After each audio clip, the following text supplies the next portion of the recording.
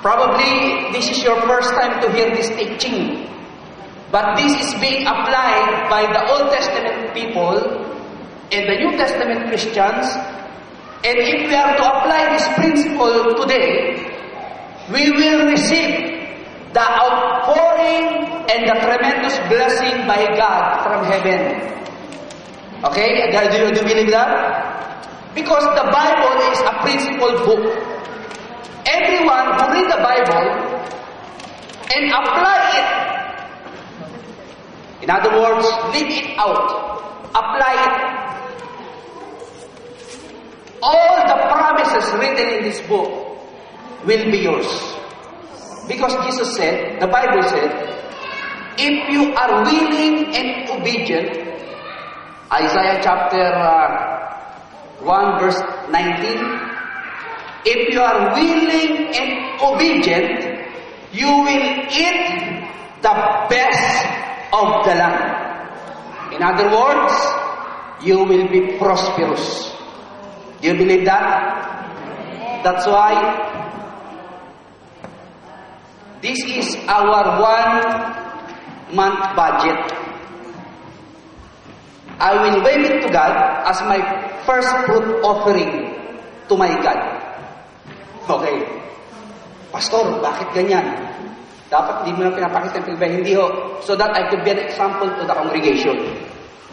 If I'm going to be a rich person, because I'm the leader of this church, when I go up, you are the part of the body of Christ. When I go up, you will also remember this. This is the principle of the scripture. When Moses went up, the entire Israelites goes up. When the rivers falls down, everybody will fall down. Now this is the principle I'm going to teach you, Brother Pastor. This is the questions we need to address. Would you like to see your 2007 as the year of your tremendous blessing? Answer? Amen. Number 2. Would you like to see your prayers is answered by God? Number 3. Would you like to see that the blessing of God rests on your household? Listen to this. The Bible said, when God blesses you, He will not add trouble in it. In other words, pag pinagpala ka ng Diyos, tuloy-tuloy. Hindi bumabagsak ang blessing. Pag may bumabagsak, may problema ka. Probably you are not good in management. You are negligent. You are lazy. You are not intelligent enough to handle the blessing. That's why most often times, people who are being blessed by God lose the blessing. Naghihirap ulit. That's why it's very important to us to understand the principle of first fruit. Principle. First. When you hear the word first, what comes in your mind? Una. Uno, dos, tres, cuatro. Una. Ichibang. When you are to build a building, ichibang no. Number 1 na itatayo mo, bubong o kesame? Foundation. Foundation. Yun! Listen! When you are to build a building, anong unang itatayo mo? Bubong? Or the foundation? Foundation is the important principle of everything we establish in life. If the foundation is wrong, the building will collapse. Kaya maraming tao hindi na nanatiling mayaman because the foundation is wrong. This is the principle I would like to share with you to have a right foundation. First, fruits. When you hear the word fruits, what comes in your mind? Hello? Fruits means productivity. Fruits means bunga. Oishi desu ne. Odamono desho. Production. First, production. Pasok, brother. Okay, let's go back to the Old Testament. The first fruits mentioned. As we study the Bible, there is a so-called the principle of first mention. Ang prinsipyo ng unang pagkasabi. Saan unang sinabi yung unang salitang yan? The principle of first mention. It was mentioned first in the book of Genesis, chapter 4, the story of Cain and Abel. Do you know Cain and Abel? Cain got mad at his brother Abel and killed the brother. Okay, let's read the passage from the Bible.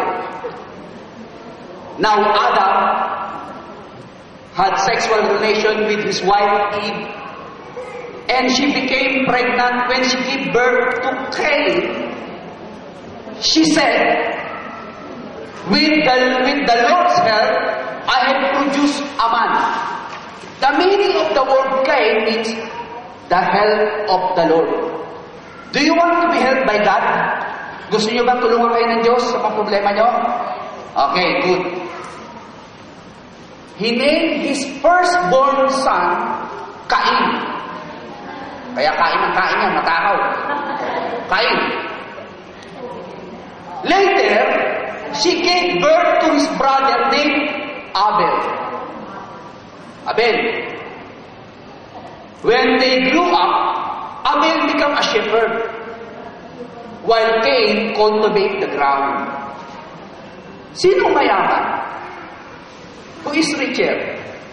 The plant owner, the rancher, or the farmer? Parehas lang. Onaji, kung ano mo si Darius ka? Farmer or herdsman? Nag-aalaga ng mga tupa, kalabaw, baka, bayo. Ha? Okay lang. The same. They are all the same productive people. These two brothers earning a lot of money. Adam and Eve, no problem about their living, because God said to them, because you sin against me, the ground is now a curse. But praise the Lord, in spite of their disobedience, God still blessed them with two beautiful, handsome boys that could work so that they could have something to eat. And the man and the woman, Adam and Eve, relaxing in their house and said, okay boys, go to your field and work and give to us your earnings. Sarap ng maraming anak, no? Maraming anak, maraming blessing. Kaya ang plano ko, nabigdibay.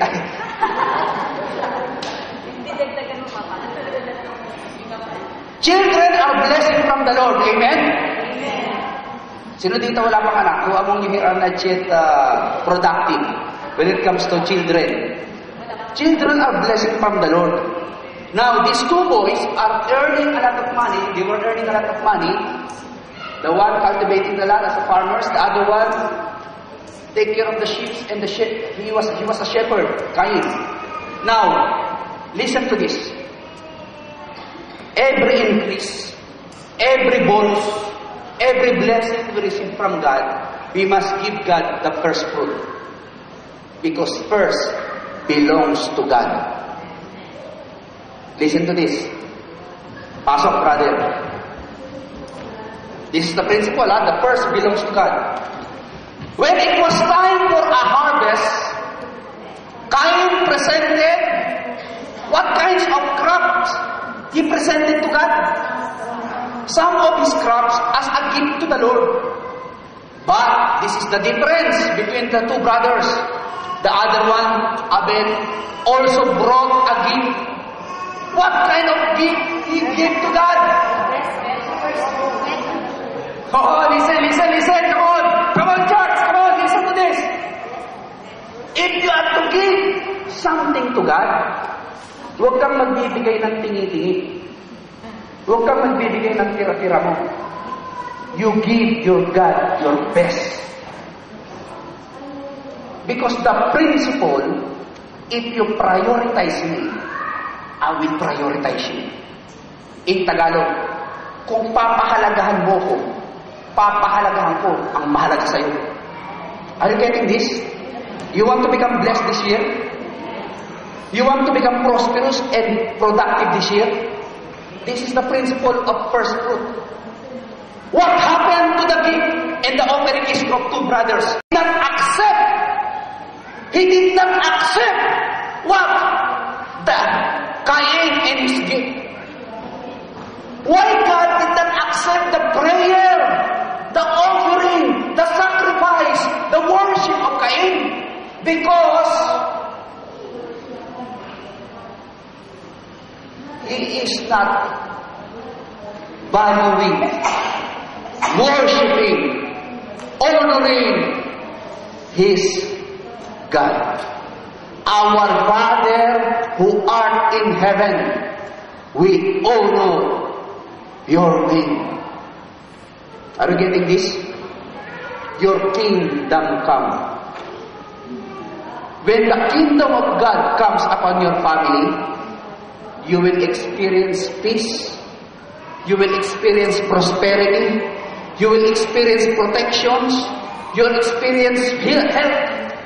No disease, no disaster, no tragedy will come upon your house because the kingdom of God is in your family. Naiintindihan niyo ba ako, kapatid? But when God rejects your offering, this is the beginning of your problem. Ang bigat ng buhay mo.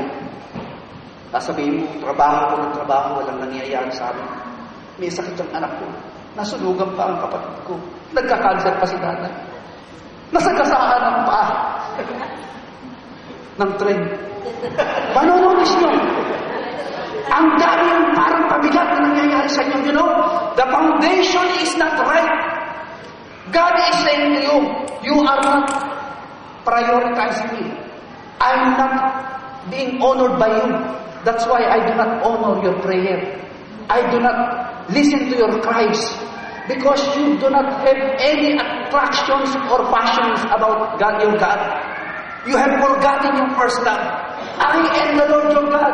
Jesus said, the greatest commandment is to love the Lord with all your heart, in all your mind, in all your strength. Cain gave all his surplus. Alam niyo yung surplus, yung tinga-tinga, yung tira-tira? Pamira kayo, nagbibigay kayo ng ulam, tira-tira pa. Ano sasabihin ng binigyan ng ulam? Ito pa naman ito, nagbigay, tira-tira pa. Do not give surplus to God. Give your best. Bagaman sa akin, Lord, bigat ito, isang buwan budget ito, Lord. Sabi ng amin, Lord, gusto mong pagpalayan ng mga tao mo? Ituro mo sa kanila to. Gusto mo rin yumaman? Ito gawin mo. Yes, Lord. Kasi sinabi mo, I will going to teach this to the people so that I want to see all of you millionaires. You believe that? Okay, Pastor Tom Anderson, who teaches this principle, he had 150 members in his church, multimillionaire. If I have 150 multimillionaire members, how much big worship center we could buy? Come on, church, listen! I believe this is the year of breakthrough. Many of you will become millionaires. We just simply apply what God is about to teach us. Do not misunderstood me, brother and sister. Blessing is not necessarily financial gain, okay? You could be healthy. People are loving you. You don't have enemy who criticize and intrigues you. You are living a peaceful life. You are being promoted in the company. You are not making accident. You do not have cancer. Those are blessings from the Lord. Amen? Kaya palakpakan natin si Lord. Let's give the Lord our praise. Now, what happened to Cain? Why are you so angry? Because God did not receive his offering. He was so angry. To whom? Of course, to God.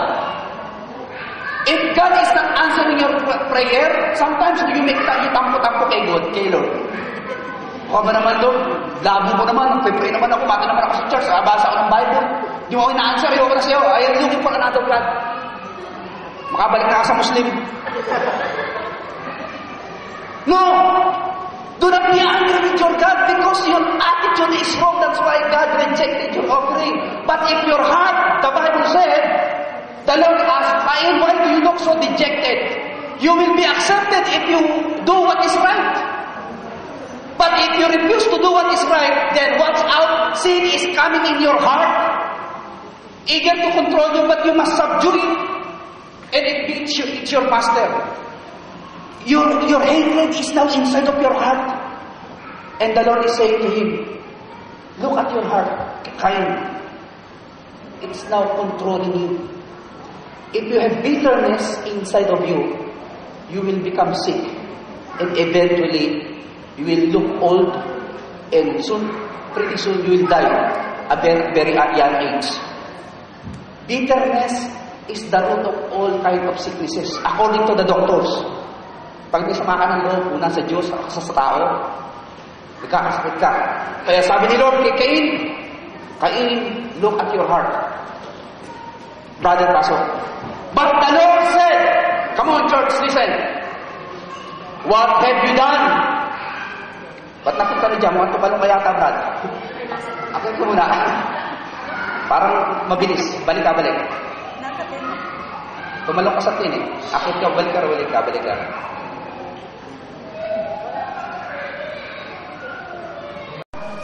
One day, isang araw,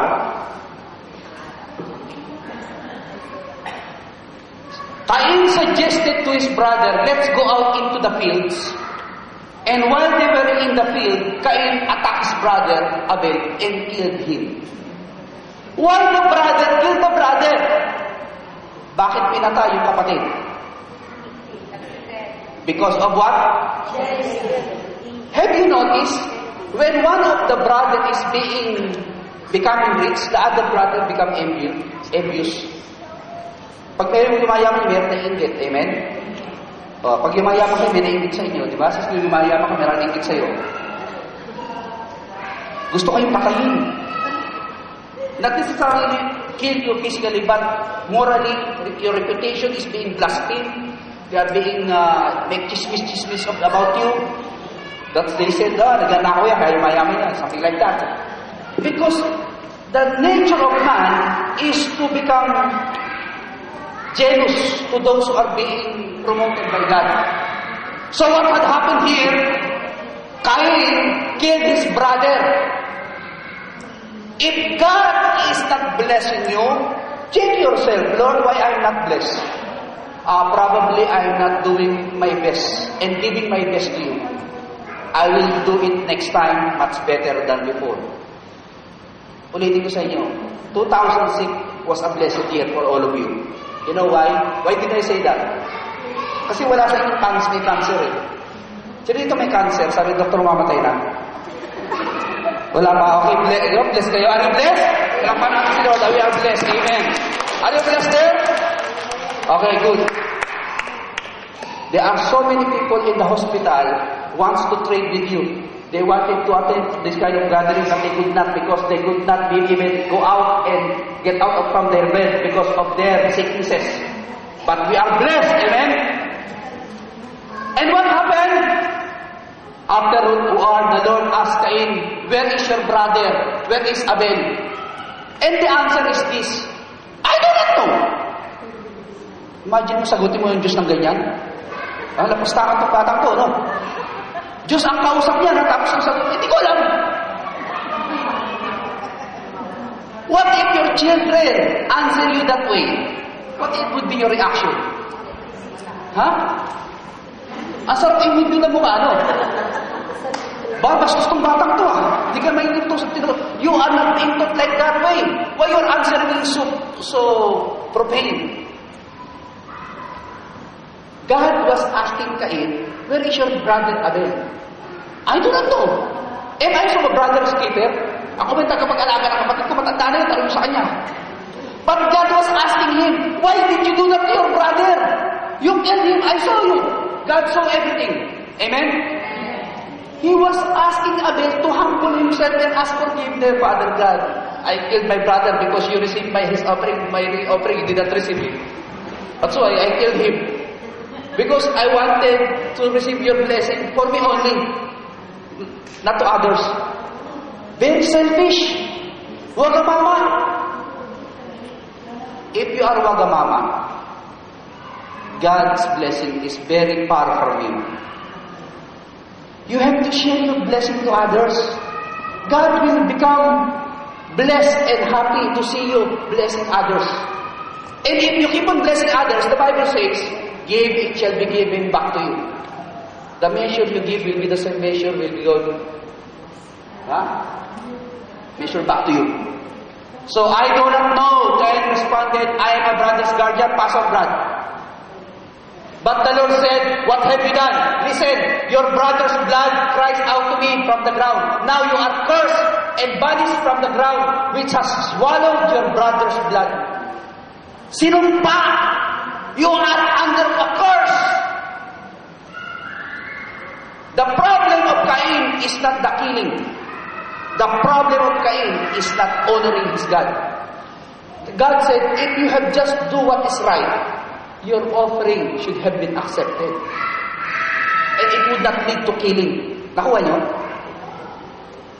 Ang ibinigay kasi yung tira-tira kay Lord.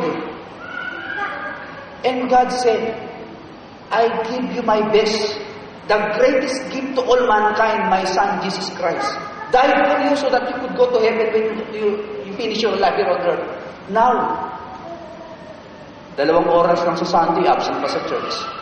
2 hours on Sunday, you cannot afford to go to church. Sunday is the first day of a week. You have to first put Sunday, you have to give your best to God so that the rest of the week will be a blessed day. Kaya pag umaabsent ka sa church, walang pagpapala buong sa linggo. Nararamdaman niyo, you can feel it, di ba? Parang bigat ng buhay pag walang simba. Brother Rocky, di ba? For 12 years, one week, he could not worship God. It's too hard for you. As if you are dry in their spirit. And then what happened, brother? Pasok. Ayan na po. No longer will the ground yield good crops for you, no matter how hard you work. Have you heard that word? No matter how hard you work, the ground will not produce its crop. No matter how hard you work in your kaisya, in your company, in your boss, no matter how hard you work, you will never be a productive person because you do not honor me by your first fruit. Kaya kita nyo, dami naghihirap dito sa Japan. Sabi nito isang tumawag sa amin ng isang araw, 3 trabaho ko. Dano ka nahiwan sa asawa ko, maraming utang. Lilipat kami ng bahay, wala kaming atamakin. Imagine mo pabigat na buhay yan? Are you getting this, Christian? Even though you do work 3 times or 3 different kinds of work a day, nothing will happen. You are under a curse. But now we will change this principle. That's why I'm owed to God and owing to you to teach this. I want you to become a blessed people, member of this church. This is gonna be a 1-month series of teaching about prosperity. Today is February, but January is the first month of the year. Actually, this first fruit is for our first month of the year. So, ihabol nyo, di parang huli. Huli man ay nakakaabot din. Okay? Whatever kinds of offering that you would give to God, either your first 1 day's salary, 1 week salary, or 1 month salary. But for me and my wife, we will give our 1 month budget to God. Kasi alam ko, pag sinunod namin to, bahala na si Lord sa amin. Palakpakan natin si Lord. Okay. And God's plan and words will never be broken. Whatever He says, He fulfill. Whatever He promise, He do. He is not a liar. If you just prioritize me as what Abel did, your prayer, your petition, and your request will be heard by your God. So therefore, God, your kingdom come, your will be done here on earth as it is in heaven. In heaven there is no disease. In heaven there is no utang. In heaven there is no away. So that my life will be a blessed life here on earth as it is in heaven. Nakukuha niyo ba yung sabihin ng prayer? Ano yung in heaven there is no debt, no utang. So dito maraming utang, kasi mamay. The kingdom of God will now come upon you, and the blessing and the power of God will rest upon your household. Death will be cancelled. Who is sick here?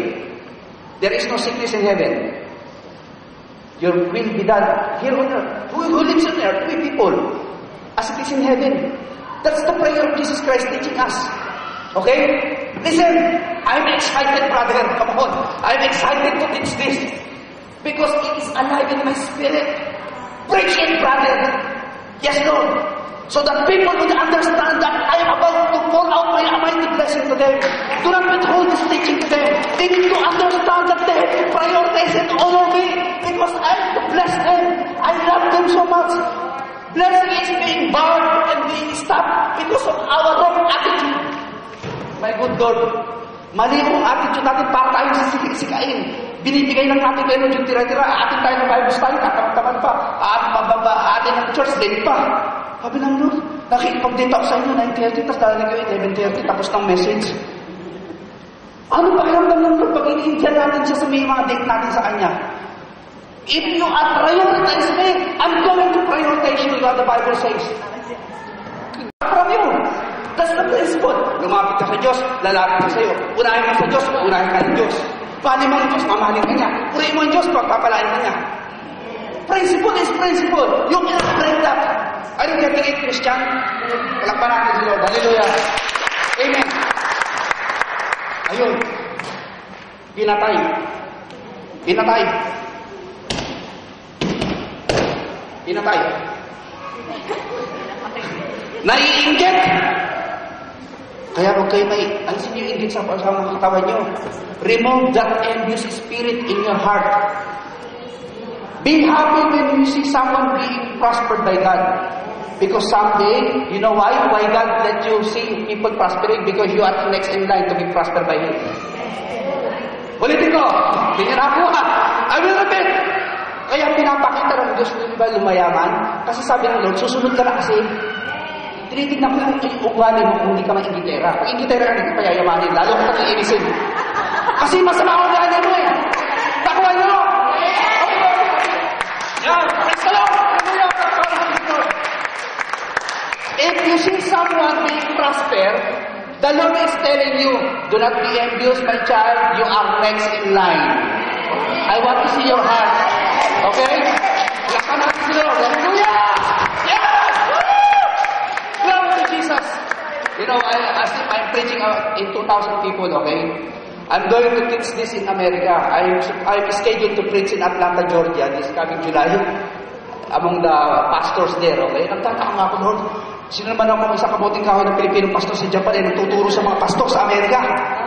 Imagine mo, ang tinuturo ko yung mga pastor, ang congregation, 5,000 members, 10,000. Lord, who am I? And the Lord said, if you prioritize me, I will lift you up among the people of the earth. Thank you, Lord. Okay, come on, church. Come on, church. Pag umangat ko tayo, angat kayo lahat. I can see many people here are becoming millionaires. Sister, ready yourself. Ready yourself. Sister, ready yourself. Sister, ready yourself. The little girl over there, the head girl, ready yourself. The man over there, ready yourself, okay? Prosperity is about to come into your life. Your baby is about to prosper. Nakikita ko yun, that child will become prosperous. Ready yourself, sister. Sister, ready yourself. The three of you here.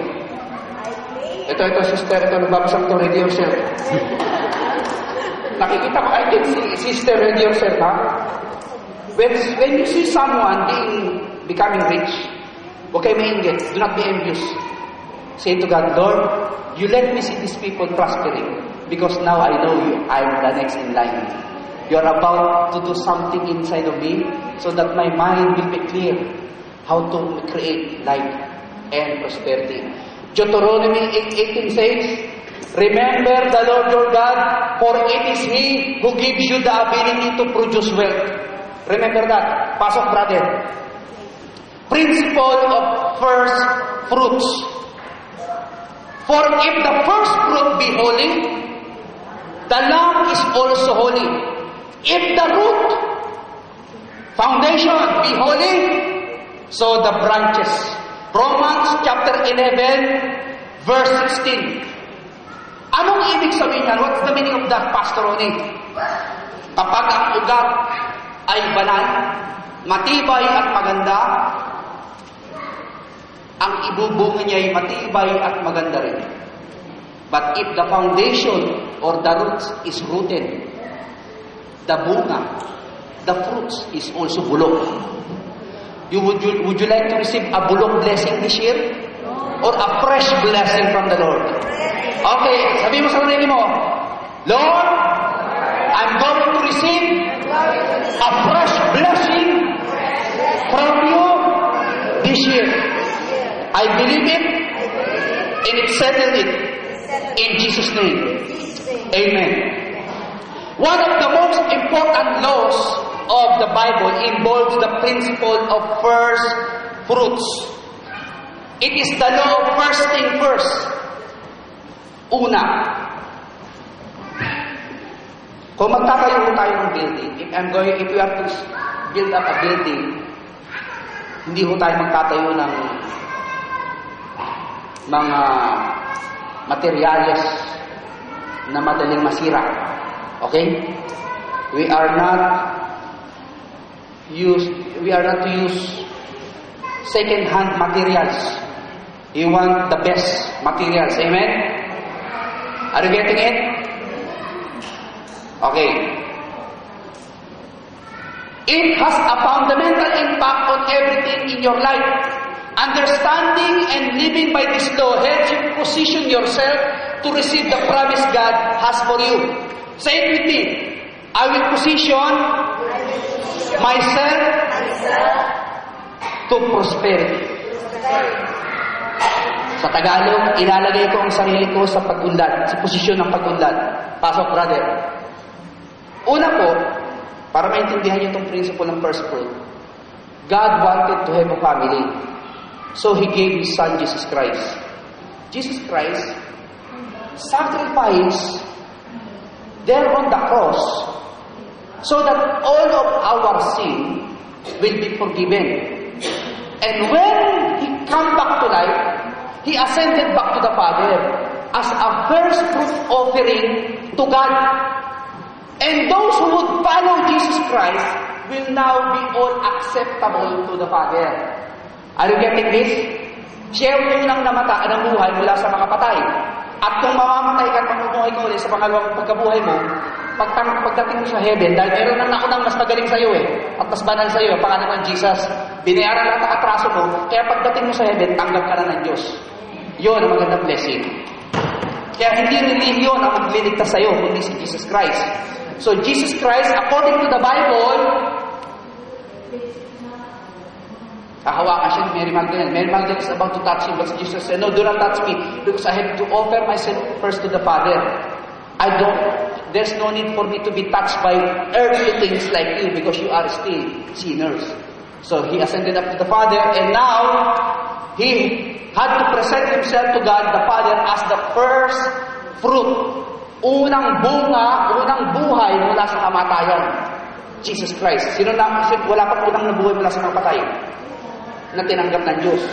So, kung ang nauna ay magaling, anong susunod?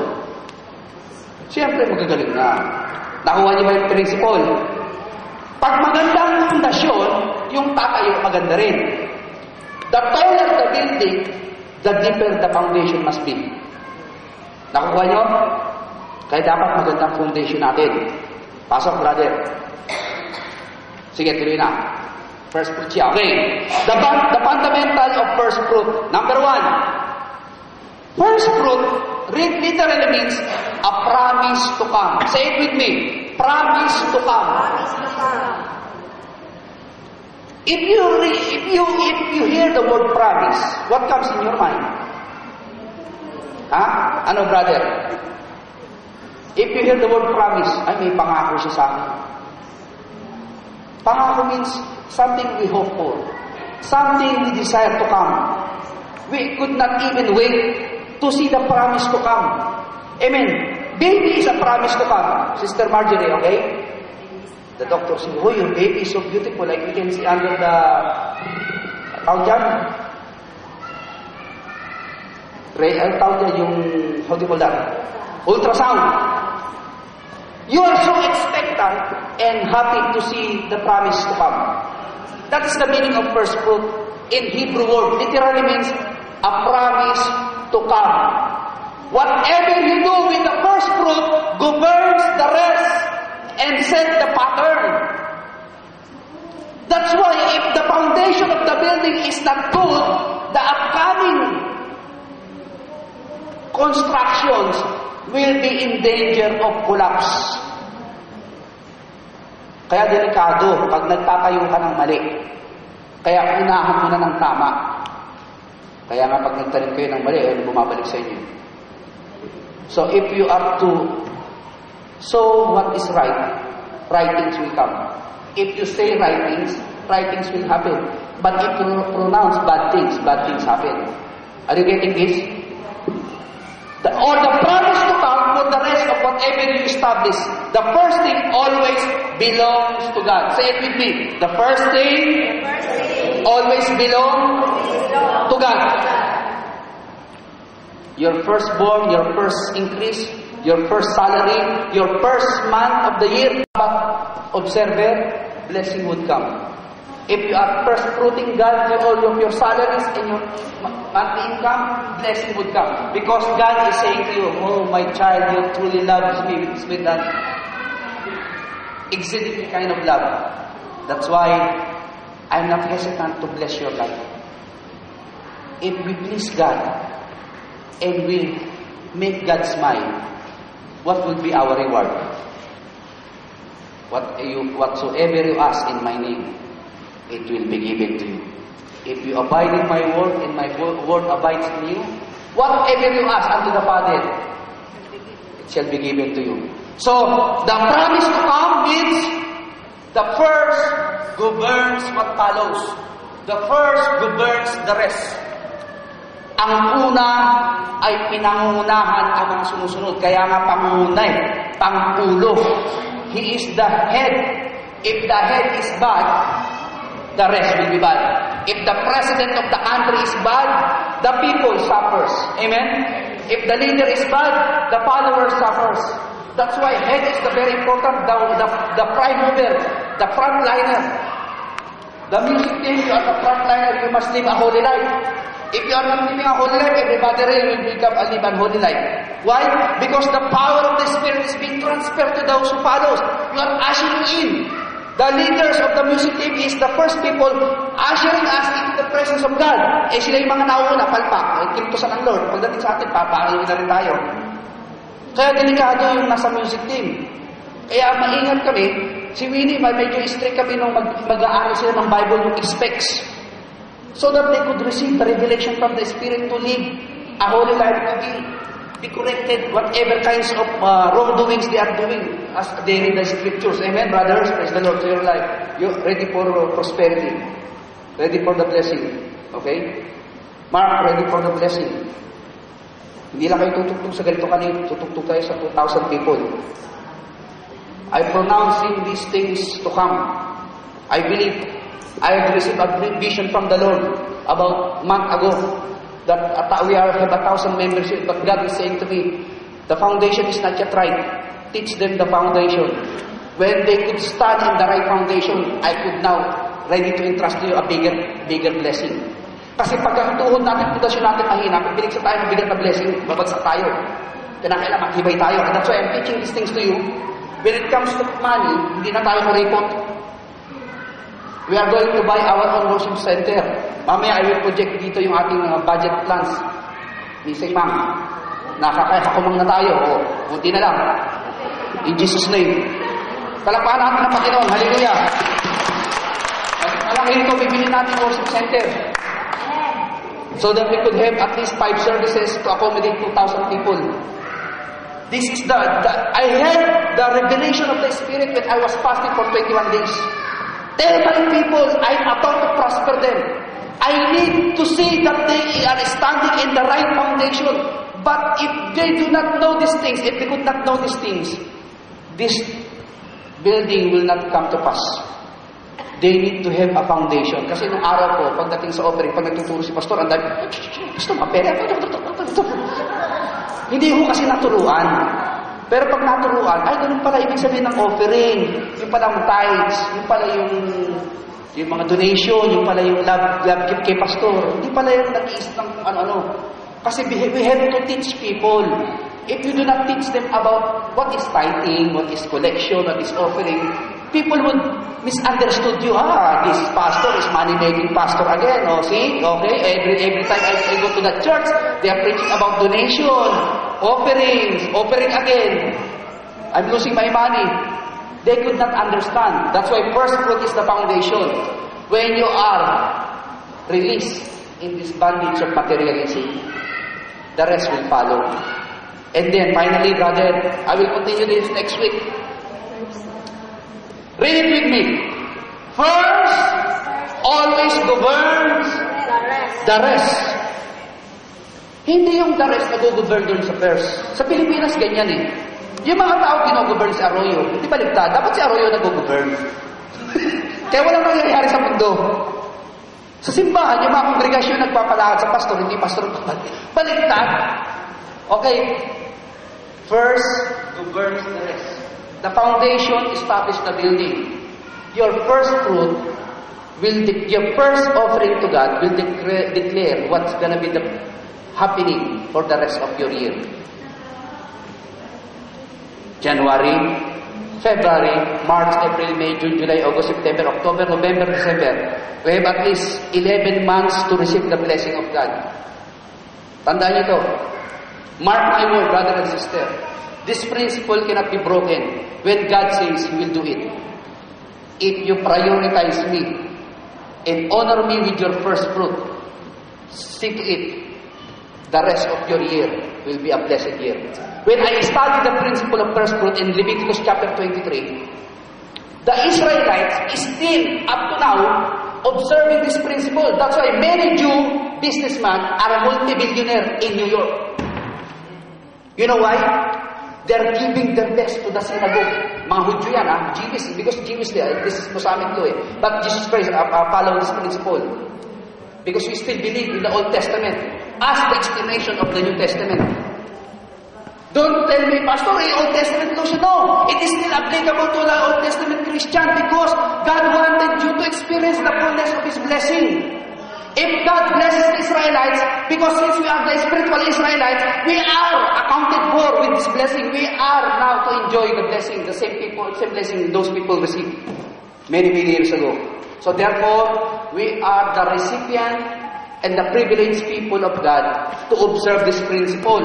Genesis chapter 22 verse 2, God told Abraham, "Give me thy son, thy only son." Ibig sabihin yan, the only there is the best son.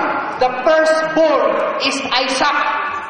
Why Abraham did not hesitate to offer Isaac to God? Lord, firstborn ko to Cute. Tapos aalay ko sa'yo. Lalaki pa. Firstborn male in Israel is very valuable to them. Imagine nyo, wala na siyang tanong-tanong. And God said to Abraham, offer your son, your only son, the best son, the firstborn, to me in Mount Moriah. Come on, let's go, Isaac. According to the Bible, Isaac was 16 or 17 years old that day. Pinagbuhat pa ng kawan ni Abraham si Isaac, buhatin mo ito, mag-offer tayo sa bundok kay Lord. Without any knowledge that he himself will be the offering to God. And Isaac was carrying the log of woods. Father, saan tayo mag-offering? Doon sa Mount Moriah, malapit na. Pinagbuhat mo na yan. Matanda na si Abraham, di nakabuhat. And then Isaac was asking the father, where is the offering, Father? You know, son, the Lord spoke to me last night. And he said that you will be the offering. Oh, you're the best, the firstborn. Okay, do whatever God told you. See? The son knew who his God is. And God has a promise to Abraham, you will be a father to many nations. If I could kill my son, who will bear my name? So that I could be a father of many people. Because first fruit means promise to come. Even Abraham killed Isaac. God is able to raise up Isaac from the dead. So that Isaac could bear fruit of children and children and children and children and children and children. And many people become followers of the God of Israel.